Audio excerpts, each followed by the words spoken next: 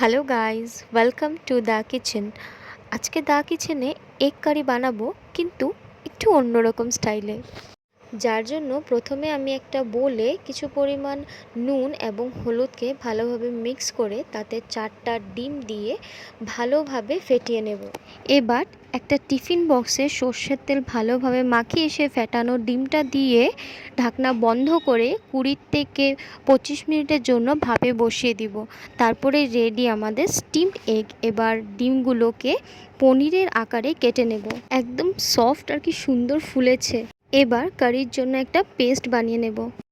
দুটো মিডিয়াম সাইজের আলু কেটে নিব এবং একটা মিডিয়াম সাইজের টমেটো কেটে তার পেস্ট রেডি করে নেব।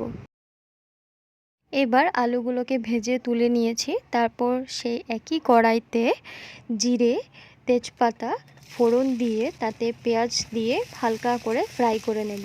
পেঁয়াজটা হালকা ব্রাউন হয়ে আসলে টমেটো পেস্টটা দিয়ে ভালোভাবে মিশিয়ে নেব।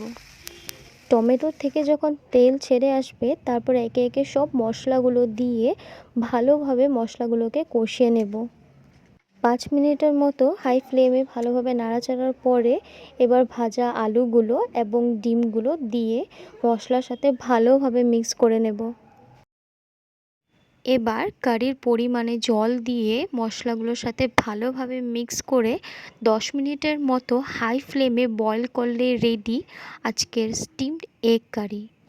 ডিমের এই অন্যরকম রান্নাটা একদিন নিশ্চয়ই বাড়িতে ট্রাই করবেন। Thank you for watching.